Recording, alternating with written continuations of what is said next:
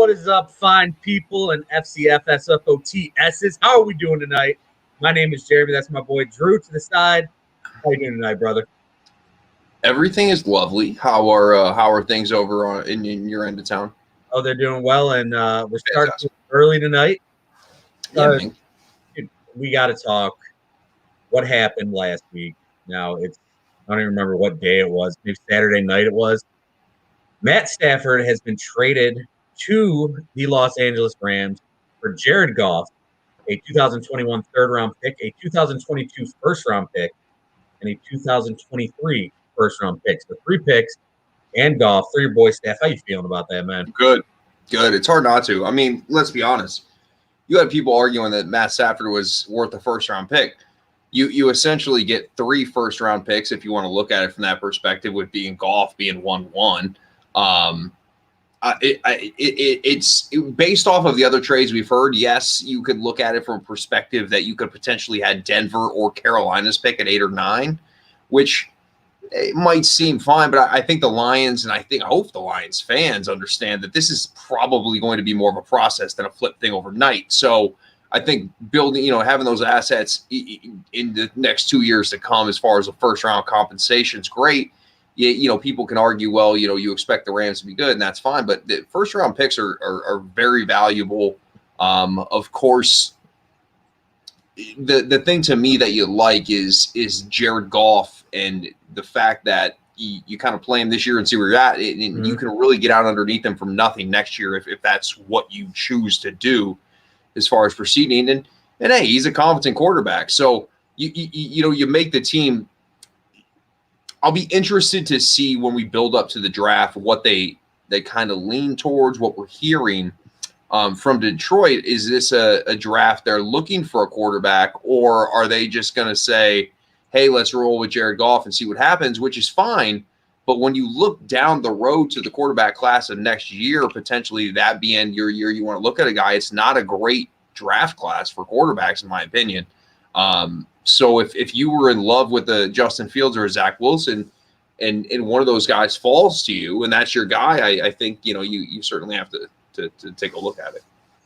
Yeah, I'm with you. I see that as 3 first-round picks basically because of Brad Holmes. Brad Holmes is key, as we've talked about before on the show, in bringing Jared Goff into LA. And when you look at LA, first-round picks mean nothing to them anymore. The only first-round pick left on their roster from 2013 up until 2023 now is Aaron Donald. That's pretty goddamn good. And I'm not against it. They played in a Super Bowl, right? I'm not against their aggressive. Listen, we talk about the mystery box all the time. Matt Stafford's a proven damn good quarterback. Whatever it takes to get this guy, let's go make it happen. And if it works, great. If not, but you still have to tip the cap to what they do, because they go all in. And I wish that our teams, and my team in particular, would act like that more often. I mean, and with the mystery box in 2023, when you really look at it, this team has 10 players at $106 million of their salary cap. They're eventually going to have to cut some of these guys, and maybe by that 2023 first round pick, they are not in the 20s. Maybe they're in the lower teens, maybe even 10 to 15.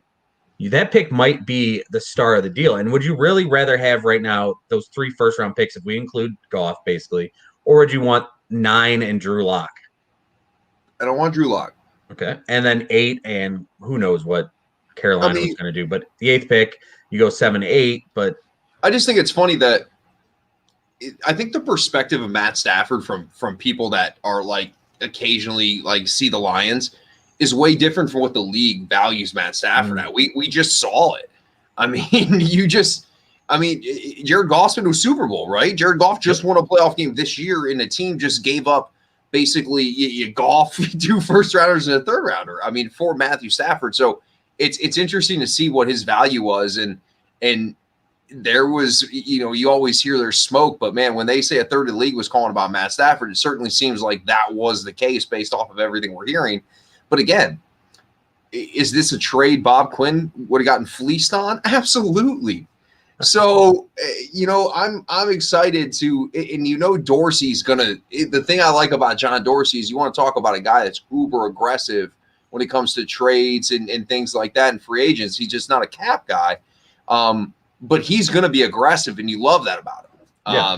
And Brad Holmes is the analytic guy. I think they're going to work well together. This was a kind of a home run trade for Jared Goff for Matt Stafford. And I was the one time I've been away on vacation since my kids have been born was the night Matt Stafford got traded.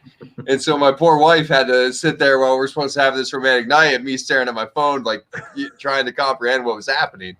I mean, that's insane. I know I text you. I'm like, does your wife at least understand why you're crying right now or something smart ass like that? And you're like, dude, we are away for the weekend. I'm like, okay, I'm not texting this dude for the rest of the night. Yeah, I'm like, I totally feel bad. It's hilarious so that it works out that way. it is. But I mean, this is something good to see for Lions fans based on the fact that for so many years with Bob Quinn and Matt Patricia, it was all about right now, right now, right now. And they weren't truly building for the future because they were trying to save their asses. Right now, with this Brad Holmes trade, you see that it's not an overnight thing, like you said. And they are going to start building for a future where it's not just, hey, we're going to try to win this year to make all the fans happy. We are going to try to build a consistent product here in the Motor City. It'd be nice. It would be fun. And speaking of quarterbacks, it wouldn't be a quarterback week or a full coverage football show without where's Deshaun going this week? And this week's newest entrant into the Bachelorette or whatever it would be, the Bachelor. I don't know how that works right now. For Deshaun Watson, it is John Gruden, Chucky, and the Oakland Raiders looking to trade their gamer Derek Carr and bring in Deshaun Watson. Chucky and Deshaun, what are your thoughts on that one? Well, my first thought is if there was anybody that would be willing to just give up an absurd amount of ridiculous things to get Deshaun Watson, Chucky does seem to be at the top of the list. It's hard because Oakland's roster is getting better, and they've actually done a really solid job of drafting. I think the Farrell pick kind of caught everybody off guard when Chucky first got there. And everybody was like, what the hell is this? But, I mean, they've done a nice job of drafting. The roster's decent. It's just, man, it's hard to give up this kind of draft equity where if things don't go that way, you're kind of putting yourself in a really tough position. However, if you can get Deshaun Watson, I think you at least have to entertain it. I would love to see Chucky with Deshaun Watson. Deshaun, Darren Waller, Henry Ruggs, Tyrell Williams. I just don't see that happening because I think that there's going to be better offers. I mean, think of it this way. Oh, let me ask you something. So if you're the New York Jets, right? Or if you're the Houston Texans, rather.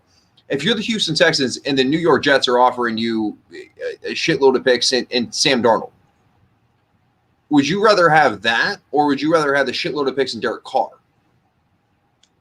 Depends where I'm going as the Texans. If I think I have a chance to win now, give me Derek Carr. If I'm really looking only towards the future, give me Sam Darnold and the fact that I can get rid of him after 1 year. Okay, so what Deshaun Watson won how many games for them last year? Like 6? 4. 4. Okay. So do we think that they're winning next year? Probably not. Okay, yeah. So I mean, the problem is Billy's done destruction down there. He's kind of ruined the roster to where they're not going to win next year, in my opinion. You throw in Deshaun Watson, who led the league in passing and was fantastic and can only win 4 games. It's hard to think that they're going to be able to build a roster and draft well enough to make things work right away. So I would think Sam Darnold would be more intriguing.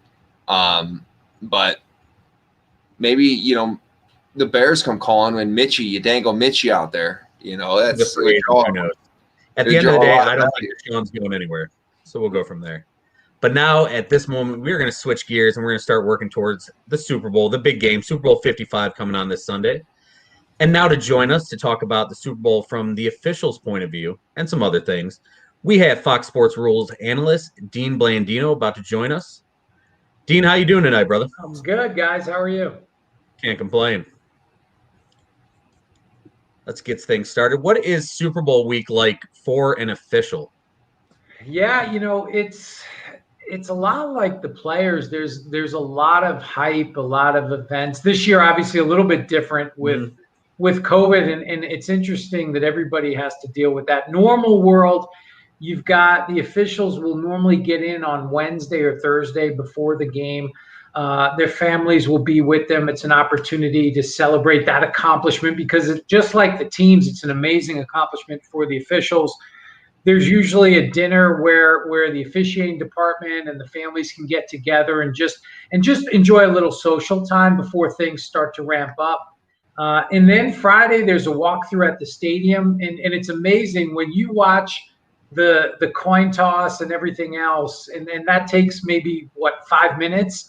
That is practiced for what felt like when I was a part of it for 3 hours. I mean, you go through every little detail with, and you're there and you see the national anthem and America the Beautiful, and then the coin toss and the captains and the honorary captains, and there's usually former presidents and everything else. So it's a walkthrough on Friday, and then Saturday they're having their normal pregame meeting like they would for a game on Sunday. They're going to go through both teams, look at the scouting reports, kind of break it down, offense, defense, special teams. And then Sunday they go out and they work the game. So there's some build up, some lead up. They're there for a little bit longer than they normally would, but once the game kicks off, it's just another football game, or at least that's what we try to tell them. Yeah, sure. That's fantastic. And now when it comes to Super Bowl, do officials feel like they have to kind of officiate the game a little different, or some whistles swallowed at times? It's a good question. You hear that a lot, right? You hear that about the postseason in general, about like let them play, and every year, look, the numbers do go down. The stats don't lie that foul numbers are less in the postseason, and there's probably a couple of reasons for that. Obviously, the better teams make the playoffs, so you would think you're going to make less mistakes. There's more riding on these games, so you're going to be more disciplined, hopefully. But there is that element with the officials where there's so much riding on these games. Yeah. I don't want to over insert myself into the game. And I think that is part of that human nature. And it'll be interesting because I think when you look at fouls and you look at how they impact the games and fouls that aren't called, one of the big matchups in this game is Kansas City's offensive line, which is banged up, where you got a couple of backups starting in positions that they normally don't play, versus Tampa's defensive line, which is really good with JPP and Shaq Barrett and Sue and the guys up the middle. So if on the offensive line, if they're allowed to play a little bit more and maybe get away with a little bit of holding, that could have an impact on the outcome of this game. And I think to your point, the last thing, and you're the first one to speak of it, the last thing that the refs want at the end of a big time game like this is for them to be the topic of conversation. Yeah. So whatever way not that that's going to be changing one thing or another, but you kind of want to err on the side of you want the games to kind of play out for itself. Yeah, that's exactly right. And it's hard because you don't, again, it's throwing too many flags is a problem, but not throwing enough can be a problem. But which one is more evident? The too many flags, right? Because now you say, oh, another flag, that's going to be talked about. Whereas if you don't throw the flag, maybe it's not talked about in the moment, but I guarantee those two teams will be thinking about it after the game. Hey, that was a call that should have been made. So again, it's a fine line. It's a balance. You want the two teams to decide the game. You want the two teams to decide how many fouls there are. Get the fouls that are there. Make sure the game is, played fairly and there's nothing player safety, no issues there. And ultimately, they're not talking about the officials after the game. They're talking about what a great game it was. 100%. And it seems like every postseason we have one game that you can really look back at and see that the officials had one call that didn't go their way. It was the New Orleans pass interference game a few years back. This year it'd be probably Browns Chiefs with the helmet-to-helmet no call and the fumble out of the end zone. But overall, how have you thought the officials have been this postseason? I thought they've done a really good job. I think the whole season, when you look at what went into just getting this season played, the offseason was completely different, all virtual. Officials are out in the offseason. They go to OTAs. They go to training camp. They get those reps on the field. No preseason. The preseason it's big for everyone involved, the players, the coaches, the officials. Not having that was really a big loss. And I think they've done a really good job. And we haven't had, there's roughly 40,000 plays every football season, and officials make multiple decisions on every play. And ultimately, what do we talk about? We always talk about a handful of plays. And so I think overall their percentage is really, really good. But officials, no one talks about them when they're doing a good job. They only talk about it when there's a screw up. So that's just the business. That's the business that it is. And I think everybody involved understands that. And Dean, do you think, like, because I'm sure Jeremy is dying to know, with the Rashard Higgins play, right? The helmet to helmet happens. Is that something you kind of write off as the play's developing and the fumble happens? That's just something you're not necessarily going to see. You're following the ball. I mean, as an official, that kind of situation has to be extremely difficult because there's only so many things you can be seeing at one time. That's a really difficult play. You watch that play in real time, and I challenge anybody to be standing there in front of it and see all of those things, right? You've got to look, did Sorensen lower his head? Did he initiate contact? Was the ball loose prior to the goal line? You have all of those things happening. And the official, like, we get the benefit of looking at it in slow motion and multiple angles.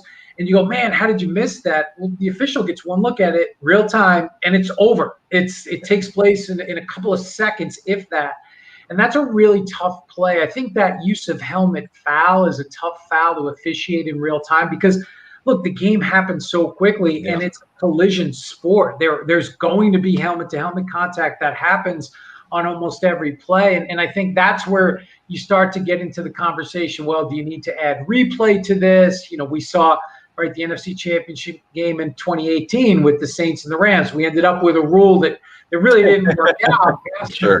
So you can't review everything. And sometimes you got to just live with, hopefully it's not that often, but you just got to live with officials going to miss a call every once in a while. And you just hope it doesn't happen in a big situation.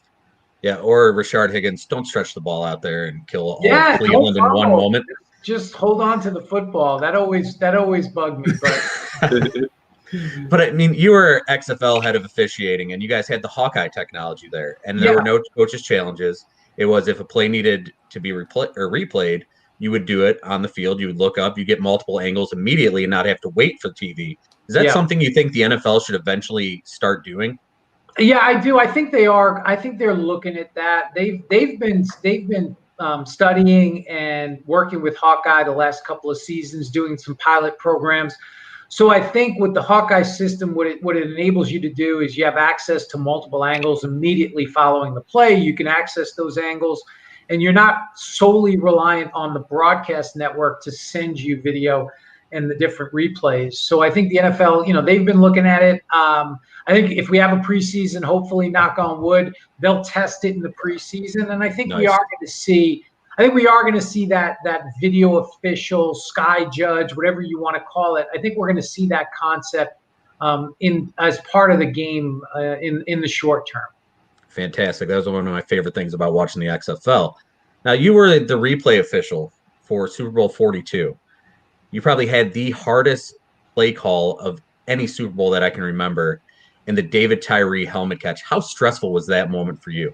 So I'll tell you a funny story about David Tyree catch. So I was in the replay booth for a lot. I wasn't the replay official for Super Bowl 42, but I was in charge of replay. And I was in the booth with the replay official working the game. And so, everyone I know knows I'm at the Super Bowl. I'm in the booth. Don't call me, don't text me, don't do anything. So the Tyree play happens. We're looking at it, and it's such an amazing play. And did the ball hit the ground? And we're going through it, and I feel my phone buzz, and I look down, and it's my mom. And I'm like, what is going on? And so I mute it, and we keep looking at it, and we confirm that it's a catch, and phone rings again. So now I'm thinking, it's an emergency. Something's happening. So I pick up the phone real quick. I'm like, Mom, what is it? And she goes, did you see that catch? And I'm like, yeah, Mom, I saw the catch. We got like another minute and a half to go here. Giants are behind. Patriots are 16-0, trying to go 19-0 to, there's a lot going on, Mom. I'll call you after the game. That's hilarious. I never felt stressed in the moment. It was more so like after the fact going, wow, 100 million people are waiting for you to make a decision. But in the moment, you just get into a groove and you kind of get into a zone and you just do it. Nice. Absolutely. That's a great story. That's fantastic. Another fun story. I was, searching some information on you just to make sure we had plenty of questions for you. One that I wanted to bring up happened in Detroit and had to do with a microwave. Yeah. You remember this story? Yeah. So Thanksgiving Day, we used to I think it was 2016, I want to say, but Thanksgiving we'd be in, right. We didn't get to spend Thanksgiving at home with our families. So what we would do is everybody that had to work in the office, we'd say, bring a couple of your family members at halftime. We'll have some food. And so we did, we had it catered. We got a bunch of food from Whole Foods, like the prepackaged meals and everything. And the first game kicks off. It's the Lions. I forget who they were playing, but they, one of the guys wanted to heat up some stuffing. And so we took a microwave from one of the kind of the common areas in the league office and brought it into the command center. But he plugged it into the same outlet, the same breaker system that the replay system was plugged into, and put the stuffing in, turned it on, and the whole thing just went down. And I'm standing there, and the screens go black, and I'm like, "What just happened?" And he kind of looked up with this sheepish grin. And I was like, "All right, I can imagine." And we've got, it's only one game going on, and we've got multiple systems running, backup. So we just switched to the backup, but it was kind of funny. We were down for like maybe a minute, but it's just kind of funny to think that had we had a review, we wouldn't have been able to see any video. They still would have been able to look at it at the stadium, but we wouldn't have been able to see any of the video. We would have had, some really good stuffing and some gravy, but we wouldn't have had any replay from New York. As a Lions fan, the food's a way better part of Thanksgiving anyway. No, Lions fan, I don't envy you. I don't envy you. Hopefully we're going to turn it around now with a new regime. That's right. Good luck. Good luck to the Lions fans this year. And Dean, who you got winning the game Sunday? It's tough. I like the Chiefs. I mean, Mahomes, the more I watch him, and obviously Brady's, you can argue he's the greatest to ever do it, and I would never count him out. But the more I watch Patrick Mahomes, he amazes me. It's unbelievable. I think the weapons they have on offense, I think even, Tampa's defensive line is really good. They're going to put pressure on him, but, he gets outside the pocket. He can do some pretty amazing things. He can throw, any throw, make anything out of nothing.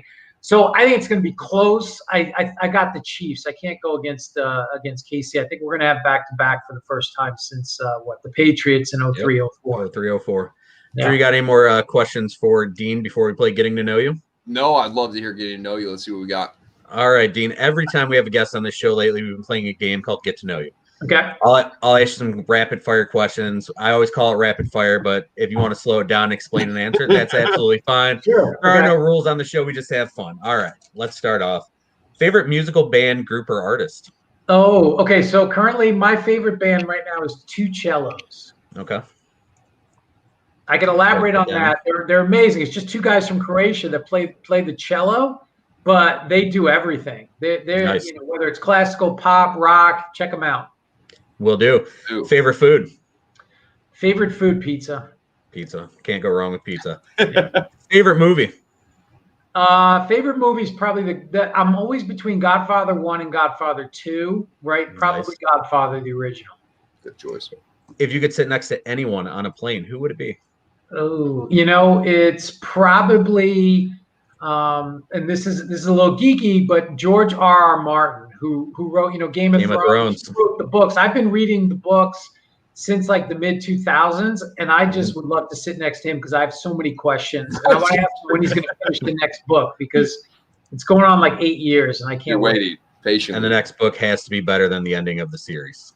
Oh, the series just it really was a letdown. Once they went away from the books, it wasn't as good. It was great. Absolutely. The visuals were great. The acting was great to be able to see it come to life, but the storyline is so much better in the book. Absolutely. Cats or dogs? Dogs. Last show you binge watched? Ooh, last show I binge watched was Letterkenny. Great show. Love Letterkenny. Letterkenny, yes. Haven't watched the latest season yet. Yeah, I did I ran through all 9 seasons. My buddy, recommended it. And first episode, I was like, I don't know about this. But then I kind of got into it. Some of the Canadian stuff, I'm like, I don't know what they're talking about, but I love it. I'm a big hockey fan too, so it's a lot of fun. Can't beat Letterkenny. Favorite stand-up comedian? Favorite stand-up comedian, probably of all time, Eddie Murphy. Right now, Tom Segura. Dig that. I love Tom Segura. Yes. What is your toughest stand-up set? You were a former stand-up comedian. You still do stand-up? No, not anymore. Just, when in front of my kids, maybe when I'm trying to get them to go to bed. What was the hardest set you ever had? Here's a funny story about, I was lucky when I first started. I did well. It was never a career goal of mine, but I just loved doing it. A friend of mine got me into it, and I was never heckled early on. And I didn't have any like heckled material. If you watch like comedians, they that have done it for a long time, they have like stuff prepared and they know how to handle a heckler. I had no idea. And this guy started heckling me. And it was the first time, and I had nothing, like crickets. And he was like killing me. And I'm sitting there and I'm like, man, I'm dying, right? So I reverted back to like my younger days, and I just like got off the stage and went to fight him. Like I was like, I'm gonna kick your ass. And like security got involved, and that was it. After that, I was like, I gotta come up with some heckling material because I can't be starting fights in these clubs because that's not gonna go well. So not at all. Yeah. That is an excellent story. Dean, thank you so much for joining us tonight. We hope to catch up with you down the road. Yeah. And you have a great rest of your night. You too. Dean, thanks, sir. All right, guys. Appreciate it. Take it easy. Take care. Dean Blandino, what an excellent guest he was. That was a lot of fun, man. So much. I mean, I don't even know what to say. The last story is still killing me right now. And the fact that he loves Letterkenny. I mean, Letterkenny's a great show. Drew, you like ridiculous humor. Check it out. It is just over the top great. I mean, I don't even remember like talking official stuff now. I'm thinking Letterkenny and I'm thinking about, Game of Thrones and all kinds of other stuff. But he did at the beginning of the interview. I know he did open our eyes to some of the things that we don't usually see for officiating. Yeah, we look at these games every week and we never talk officiating. And he was right. The only time we do talk officiating is when there's a bad call, i.e. the Rams Saints play, i.e. the Rashard Higgins play, which we had to talk about, of course. But I mean, that was a lot of fun, man. Dean was a ton of fun. He was a ton of fun, and I was very appreciative of him coming on. He had a couple good stories, man. Dude, I couldn't imagine sitting there in the replay booth on Thanksgiving or in the command center in New York, and some dude wants to eat hot stuffing and shuts the entire thing down.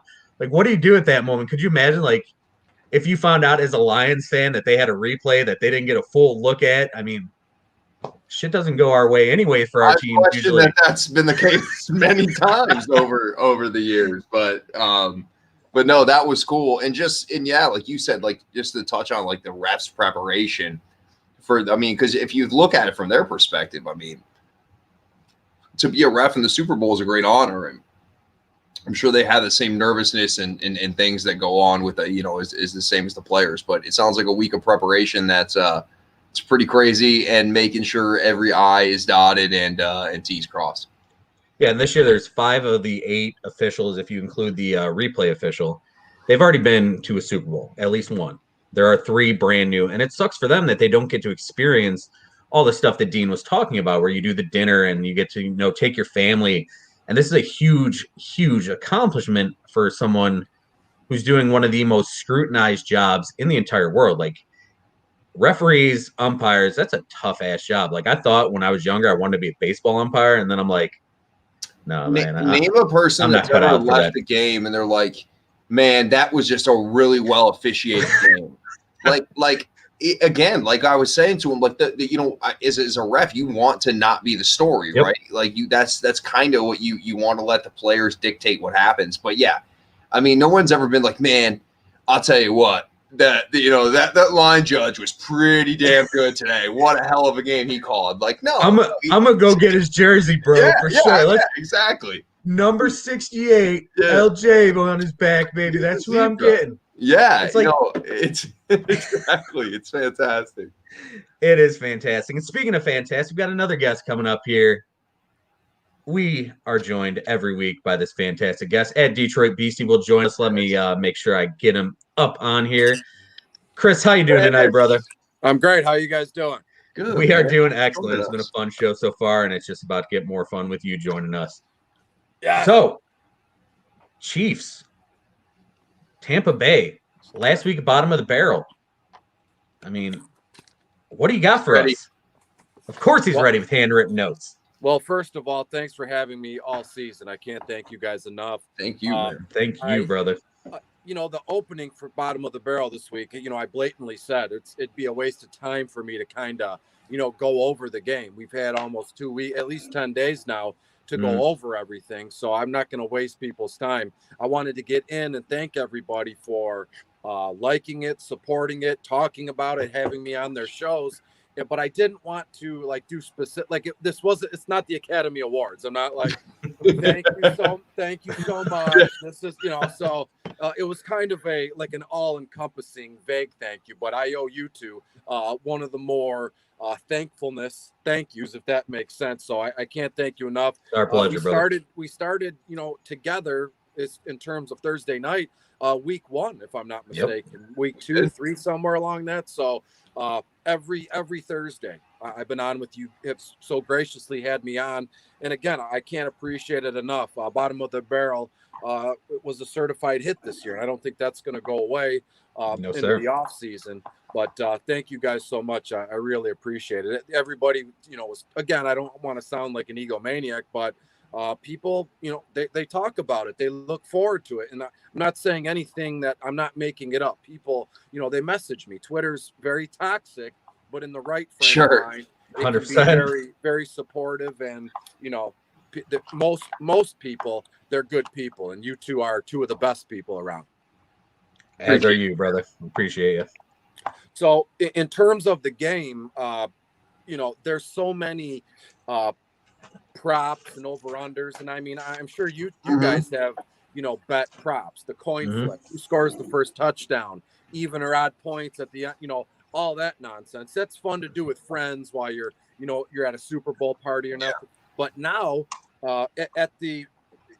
you can do anything you want on your phone now. They have Sportsbook for FanDuel, Sportsbook for DraftKings, so you can get into a lot of trouble. Bring it to Ohio. Yes. Getting a lot of hey, it was just made available 2 weeks ago tomorrow, so it's been fantastic. Been doing a lot of hockey stuff, over-unders and money lines and stuff. That's been great. But now the Super Bowl, they're going to see, FanDuel and DraftKings are going to see on the low side tens of millions of dollars come in. I mean, there's no way around it, because even my mother, my 60-year-old mother, who could give a shit about sports, she goes, you know what? It's the commercials. Every 2 seconds, there's a FanDuel Sportsbook commercial. And look, if anybody from FanDuel is listening, you guys have done a fantastic job. I have now created an account for my mom just so she can bet on the Super Bowl. And she don't know what teams are what, but she knows Tom Brady, and she likes Patrick Mahomes. Actually, she likes Patrick Mahomes' dad more than Tom Brady, because I think I have some old Patrick Mahomes Sr. Twin baseball rookie cards laying around here. And I'm not nice. So my mom is going to be putting money on the Super Bowl here. I love it. Head ass. And we do have some prop bets set up. You guys want to run through some prop bets? We'll see who wins this. All right. First offensive play of the game: run or pass/sack. Oh, go ahead, Drew. I'll go with pass. All right. I'm going to say, see, this sucks because we don't know who's going to have the first possession here. Yes, that's true. I'm going to say pass too. If Kansas City gets the ball, they're passing. But you never know. First run of the game could be Leonard Fournette for Tampa Bay. True. Yeah, I'm going to go run. Why not? Will someone score in the first 5 minutes? Yes. I will also say yes. Yes. Mahomes over under passing yards, 327.5. Under. Way, that's an astronomical amount of passing yards. Yeah, for a Super Bowl, especially. Yeah, that seems like a lot. It is. I mean, last time these two teams faced, he threw for 359 in the first half, but this is the Super Bowl. Different setup. Yeah. Pat Mahomes attempts over or under 40.5. I'm going to say under. I think if they win, he's not going to have to throw that many times. Yeah, I'm going under too. Under. Tom Brady passing yards over under 296.5. Under. I'm going to take the over on that one. Higher. Won that one, Drew, huh? All right. Listen, that's going to be the other one. I mean, we've been on the same page. The other 4, haven't we? Yeah, we have. Yeah, we've all been that's similar here. Tipping point right there. Over under 2.5 touchdowns for Brady. You can answer this one first, Chris.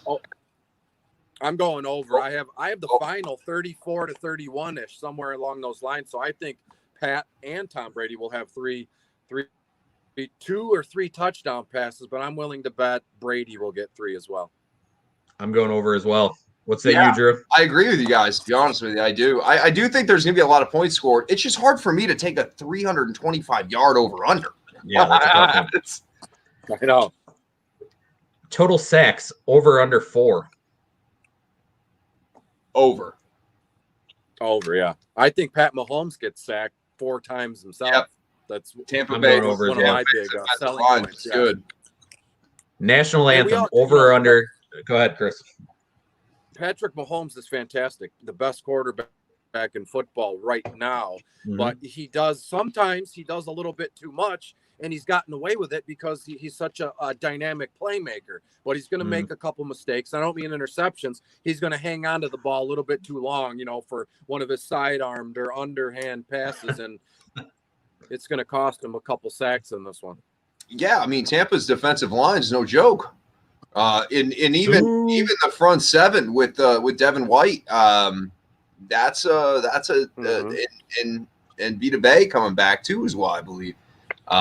So, you guys see the video on Twitter of Vita Bay as a running back in high school?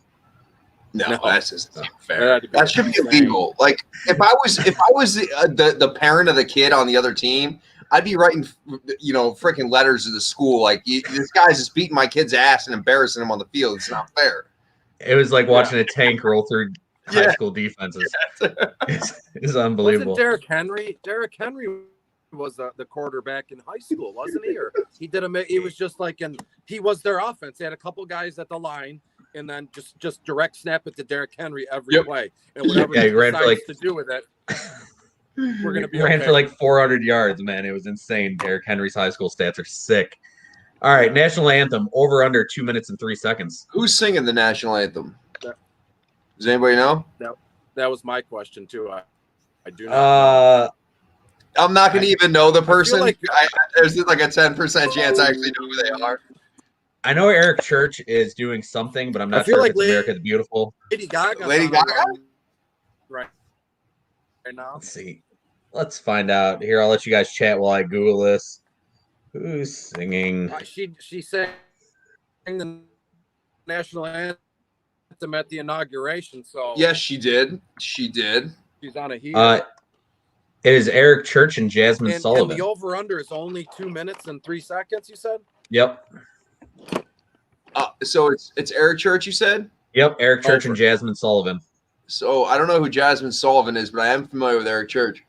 I'll take the under. All right.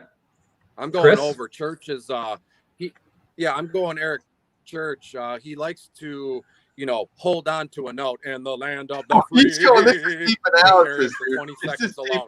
Analysis. Chris is breaking down. This is something you don't get everywhere, man. That's all right. I almost want to change over out. I'm staying pat. We said we were breaking it down from every angle. We're breaking it down from every angle. I am with Chris because, yes, Eric Church loves to hold out some of them twangy notes for him. I'm going with the over. Twangy notes. Next, will Eric Church wear a leather jacket? Yes or no? Oh, yeah. I don't think there's any doubt in my mind he's wearing a leather jacket. He might wear 2 of them. He might wear 2. What about 2 leather masks? What do you think about that? Is that a prop bet? That's you got it. a leather mask That on? too, yeah. Hey, if we're wearing leather masks, things are getting a little freaky at Super Bowl. Commercials with dogs, over or under 4.5. Over. I'm hitting the over hard. Over 4.5 dogs. I'm gonna go under just because a lot of the big corporations That's what we're have talking pulled about. away from commercials so they could donate. So probably won't get a Budweiser dog commercial. Probably won't get a Pepsi dog commercial. So I'm gonna go under. I'm going to take the over on that one and hope for just all dog food commercials or something like that. Wait, if there's one commercial with 5 dogs, I hit the over? No, it's entire commercial with Separate. dogs, like separate. Got to separate them. All right, that's fine. I'll still take it. All right. And the last one, what color liquid will be poured on the winning head coach? Orange is the current favorite. What colors are we going with, boys? How do they have, like, I'm going with the old school lemon lime yellow. I don't know why. Well, why not? Well, hang on. I take this back. I'm going to go with red. Fruit punch red. Because it just makes sense for both teams. I mean, both teams have red affiliated with their, team logos and things. I think red's a smart choice. Okay. Chris, what I color could are you see going it with? being a purple, like the Glacier Freeze. Wow, Purple, Glacier like the, I don't know why, like a light purple. Arctic. All right. What's the light purple one is like Arctic Freeze. Yeah. It's good, Something though. like that. It is good. It is. And you know what? I'm going to go with red. Oh, Mac, you know what? I'm not going with red. You went with red. I pleaded my case to you. No, I'm switching it. I'm going to go with the old school yellow. Why not? Let's go with the yellow.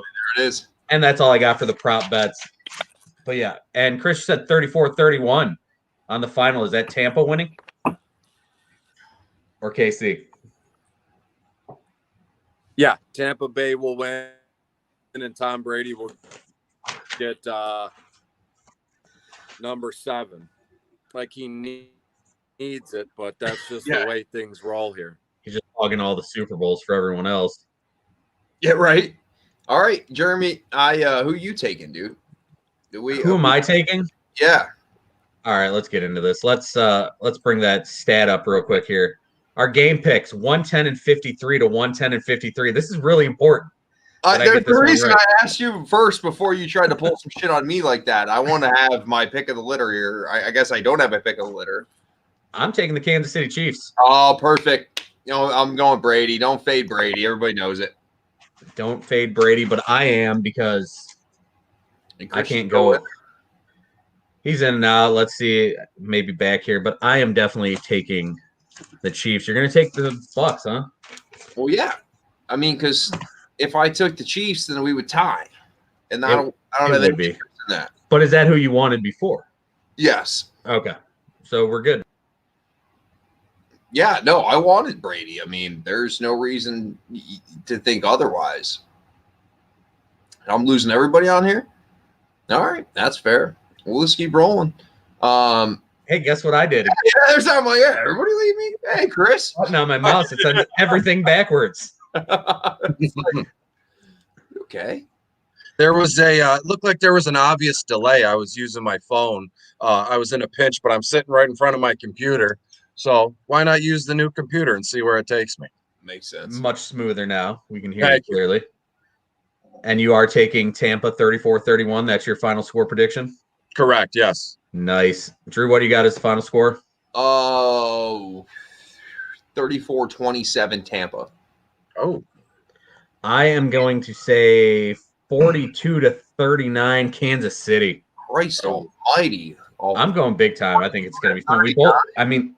Man, I'm up till midnight if it goes to that many points, man. I need some running to the football. They got to start having this thing on Saturday nights. I got to go to work Monday morning. Very true. I think Leonard Fournette if we're going to get weird, I think Leonard Fournette scores twice, one in the air, one on the ground. And it's going to be real weird. Like if Tampa Bay wins, they're going to have to give the MVP to Tom Brady, right? But seriously, I think Leonard Fournette has a real chance here to win the MVP. And what do you get? You get a new truck with that too, right? Mm-hmm. Yeah, I think you do. I mean, Leonard Fournette, who has been pretty much fantasy trash the entire season, shows up in the playoffs and has been serviceable. They're just to frustrate and piss off fantasy owners in the playoffs.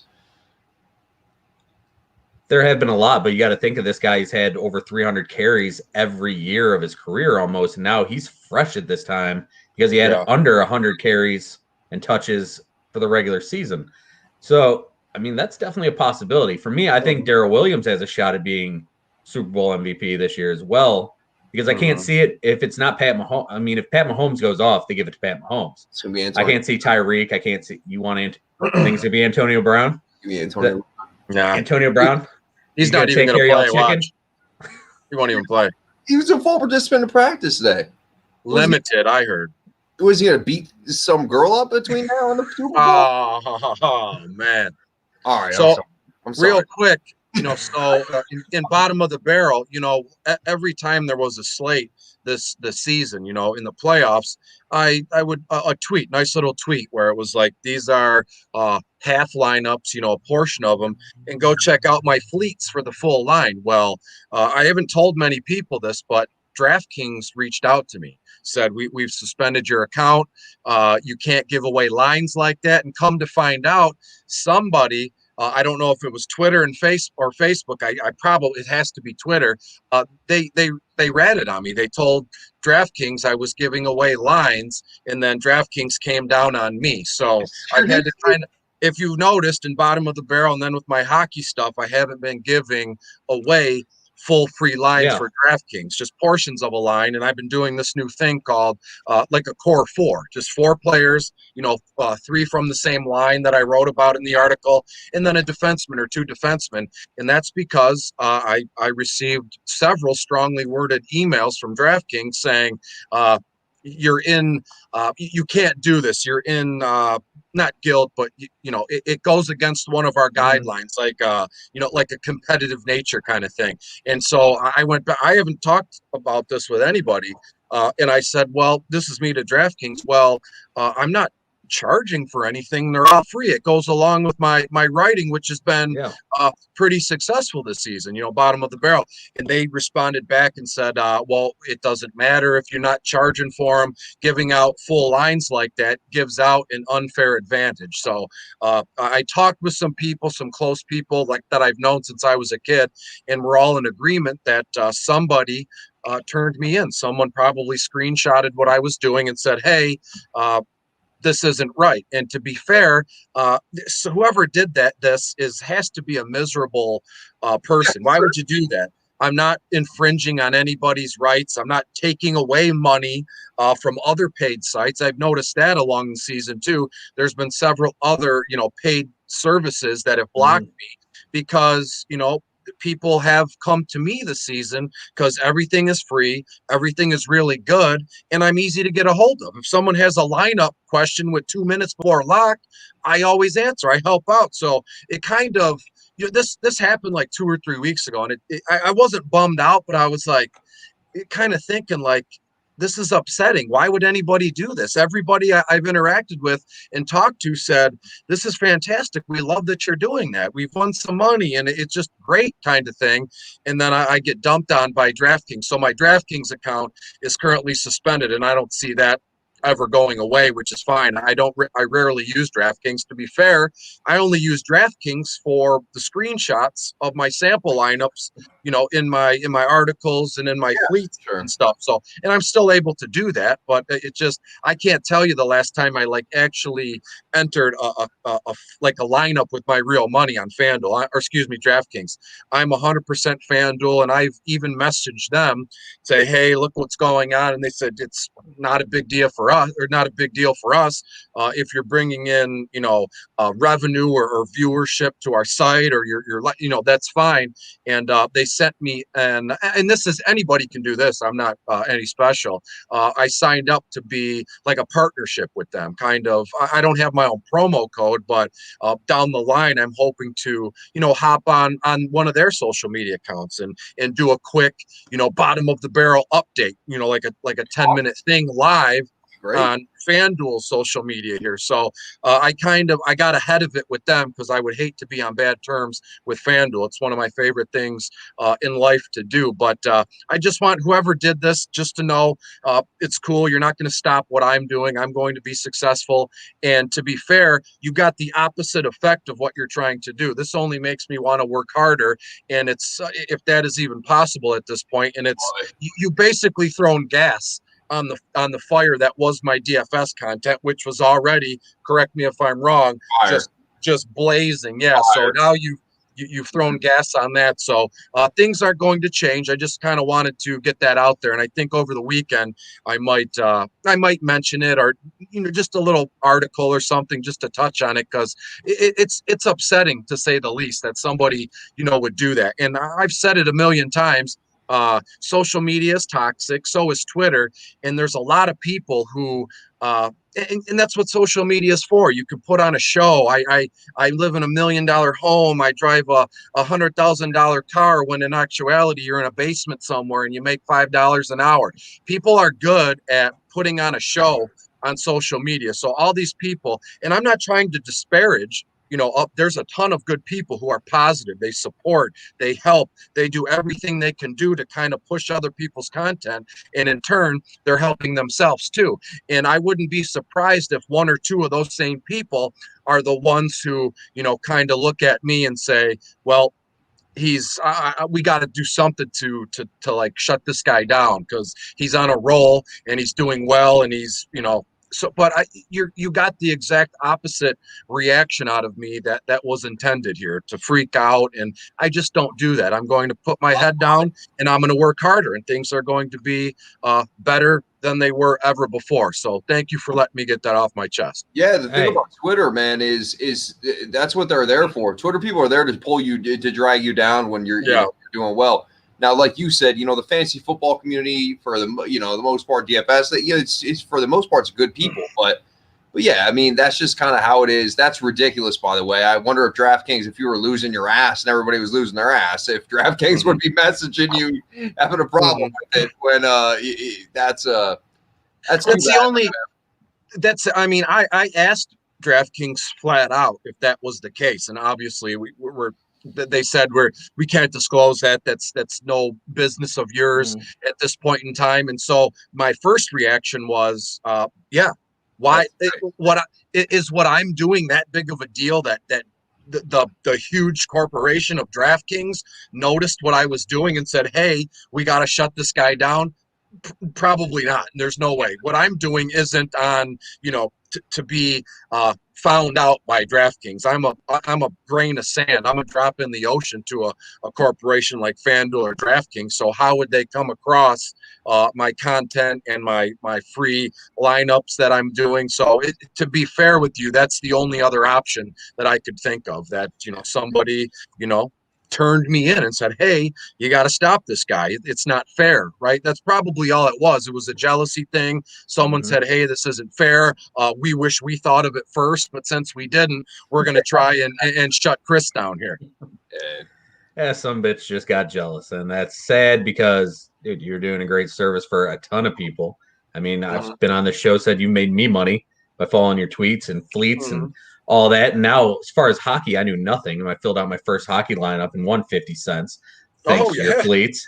So, I mean, I'm 50 cents richer. I had like 25 DraftKings. He won you 50 cents. Damn, that was FanDuel. I had 25 cents, and I doubled my money, baby, thanks to Chris. So if y'all want to double your money, follow Chris, man. And honestly, over the last year and a half since I've been going hard on Twitter specifically, I don't think I'm an asshole. Like, I'm a very approachable guy. Anybody could send me a message. I talk to people all day, every day in DM. Some people are kind of, they're regular people that come to me with questions all the time. And then, I would say 4 or 5 times a day, I get a message from somebody I've never talked to before that, hey, thanks for the content. It's good content, but hey, I have a question here. So if someone was that upset or with what I'm doing, or they felt some sort of jealousy, all you had to do was reach out. My phone number is on Twitter, my email is on anything. There's at least 4 or 5 different ways you can get a hold of me and just talk it out. Hey, whatever you want to do. You suck. You're an asshole. I can't believe you're doing this. Or, hey, I love what you're doing. Kind of makes me wish I thought of it first. Let's get together and do kind of a partnership thing once a week or twice a month, whatever. That's all you got to do. It's just simply, being a respectable man or woman and saying, hey, what you're doing is fantastic. I kind of want in on it. I've never told anybody no in terms of giving them a line or shooting them in the direction of somebody that can answer their question better than me. And it's still shocking to me that someone would go out of their way to do that or try and kill what I'm doing here. But that was probably, like I said, 2 or 3 weeks ago, and didn't miss a beat. Not going to stop Miss a beat. Nope. No. Don't let him stop you, brother. You do an excellent job. We appreciate you coming on every week, and we appreciate your tweets and your fleets and everything you do. Brother, you enjoy your weekend. Enjoy the Super Bowl. Super Bowl weekend, man. Yes, thank you, guys. I will.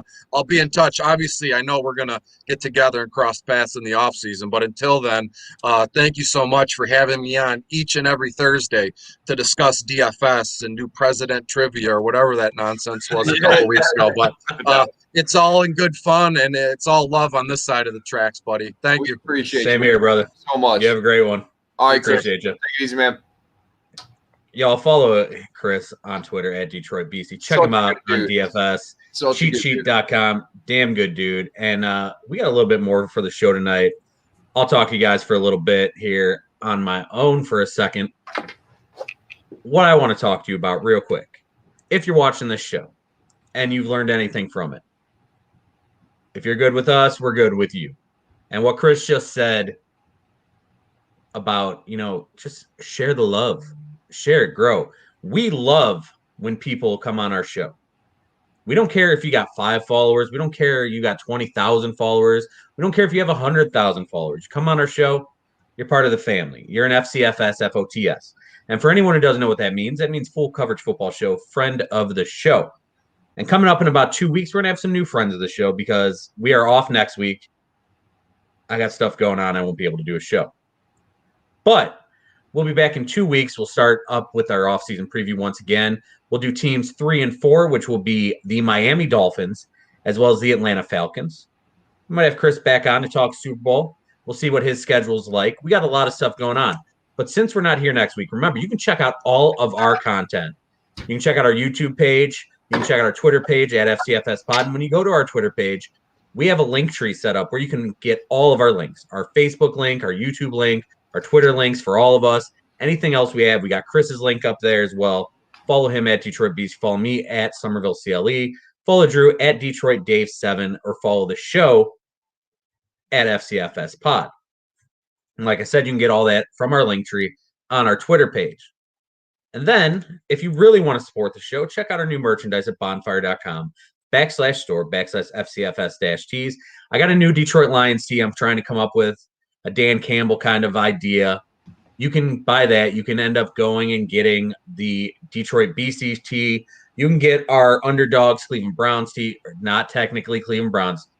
We don't need to get in trouble now with the corporations because we already had the Masters and Augusta coming after us before. And now Chris has got DraftKings. We're causing all kinds of troubles in our little group here. But yeah, at this time, we will welcome Drew back to the show. Brother, it has been a fun season, and this is our last game of football for that's a bummer, dude. 6 months we got. So I want to see the Lion shirts. Will you send them to me?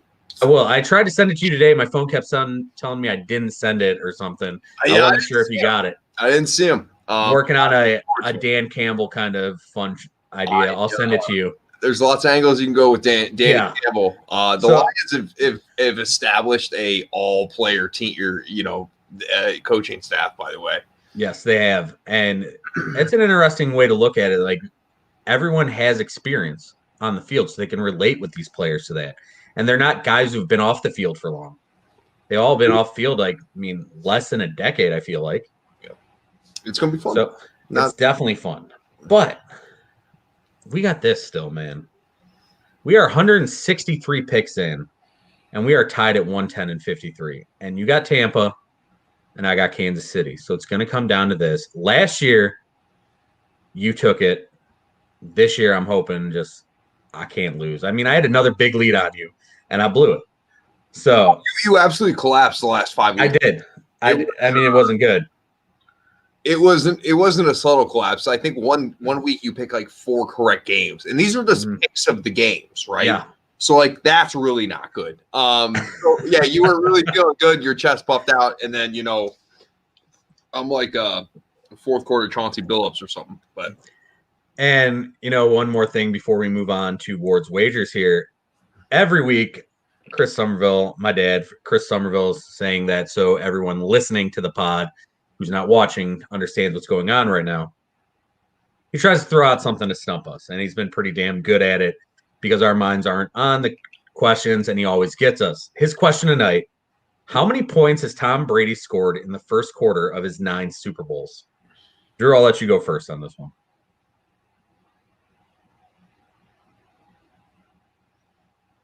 I'm going to go with 75 points. I am going to go with 7 because if I remember correctly, the Super Bowl against the Eagles, where they lost on the Philly special and all that. 75 and it was 7. That's not ideal. I feel like they just, if I remember correctly, there was a lot of talk. I think it was Collinsworth who kept repeating that they hadn't scored a lot of points in the first quarter. So I'm going to say it's like less than 10. So at some point here, we will get the correct answer, but it's somewhere between 7 and 75 is what I'm thinking. But I'm going to go on the low end. Drew's going to go on the high end, and we'll get that answer here in a little bit. Fucking big 7. Christ almighty. All right. So we'll get that answer here in a little bit. But we do want to thank everyone who has watched and listened. 30, God bless almighty. 30. I knew it, and it was probably 2018. And you know what? Let's break down this game a little bit more than what we did here. I did have some stuff written down I wanted to get off my chest here. And Drew, who is the only quarterback to beat Pat Mahomes in the playoffs? Throwing out more questions for you. Tom Brady. Tom Brady, 6-1. Yes, Tom Brady. So why do I think the Chiefs are going to win? Steve Spagnuolo is their defense coordinator. He's 2-0 against Tom Brady in the Super Bowls, as he was the Giants defense coordinator. Chiefs can be the first team since 03-04 Pats to go back-to-back. At 25, Pat Mahomes will be the youngest QB to win 2 Super Bowls and the first since Brady to win 2 in his first 4 seasons. Bruce Arians, if he wins, he'll be the oldest head coach to ever win a Super Bowl. And why else do I think the Chiefs are going to win? Bruce Arians is not helping you. Well, okay, I see what you're saying. I was just saying, but why do I think they're going to win? Come on. Bruce Arians is going to help because I love Bruce Arians. But because the Honey Badger is going to get his second Super Bowl and he's going to be a eventual Hall of Famer. That's all. Okay. I'm going to go there. Well, my reasons are Tom freaking Brady. Tom freaking Brady. I also think if we haven't been paying attention that Tampa Bay's defense has been playing way better as of late. Yes. That defensive front is good. I do think they pressure Mahomes. I think, Brady's not going to come out and throw for 350.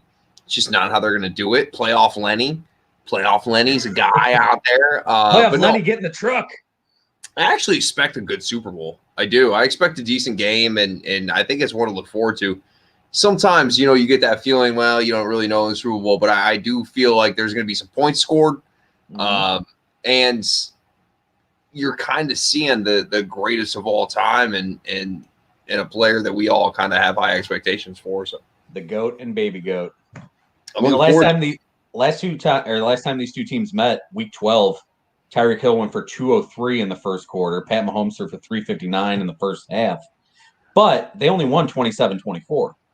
And the Buccaneers have not lost a game since. They're 7-0 since that game. So this one's going to be fun. I think Todd Bowles learned you don't play single high coverage, man-to-man, on Tyreek Hill. Because he's just going to blow past everyone. Unless you're Greg Williams.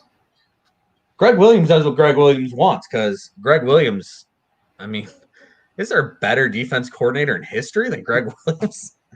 I think people look back. I hope my kids look back in 20 years and say, Hugh Jackson and Greg Williams that was the head coach DC. I mean, oh man, what a combination! Todd Haley. We'll look back, and these are times I hope that my children remember. I don't know, man. I hope my kids never have to remember that, because I don't even want to remember that. I can't clean that shit out of my head. But it's time, everyone. I don't have your theme music tonight.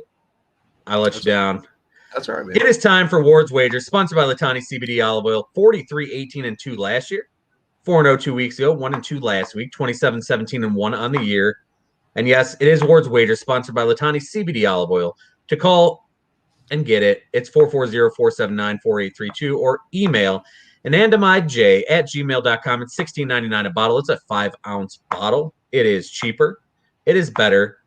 And you get more in that bottle than you do from any of the other competitors. So check out Latani CBD Olive Oil.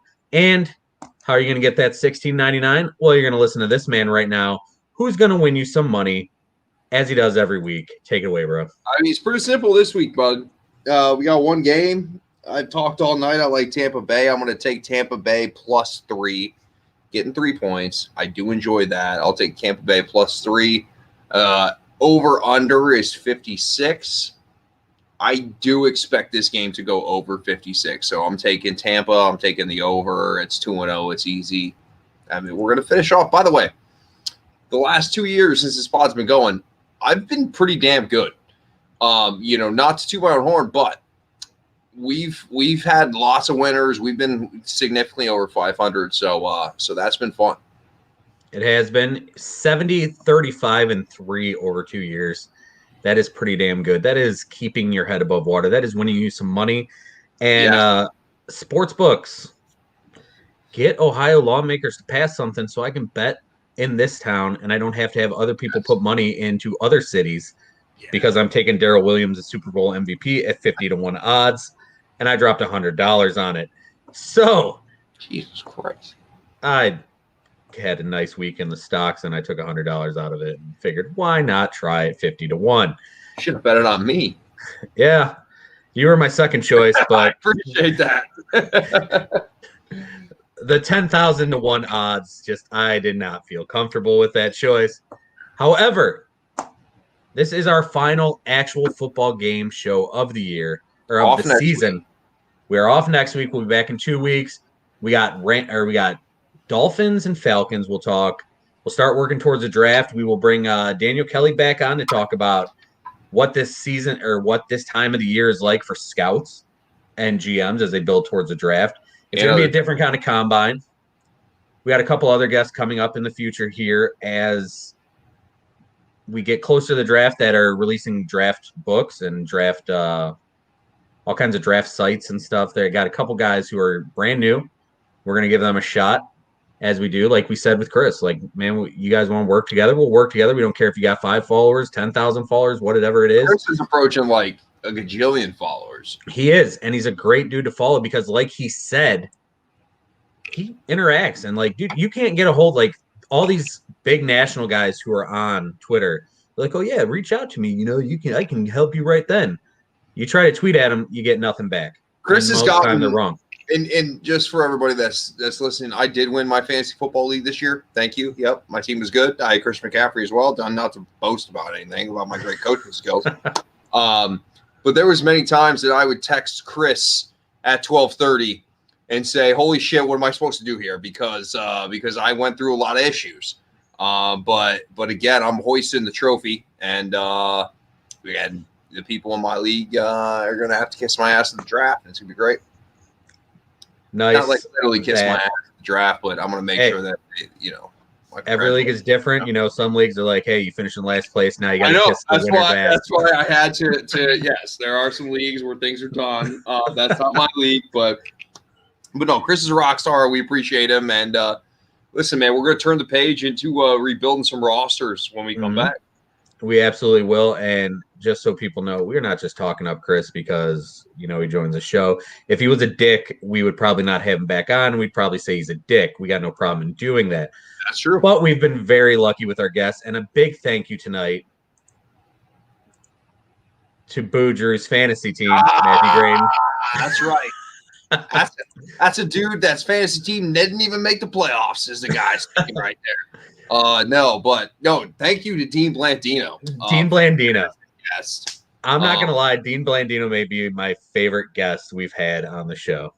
It was a lot of fun. Down to earth, and he had some great stories. So that was great. Yeah. Shout out to Dean.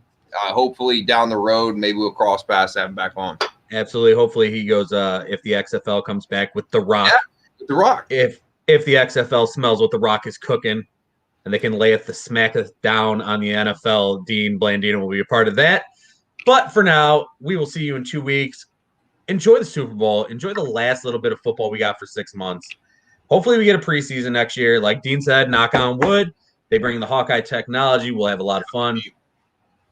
Until next time, remember, as always, if you live the life you love, you'll love the life you live. Night.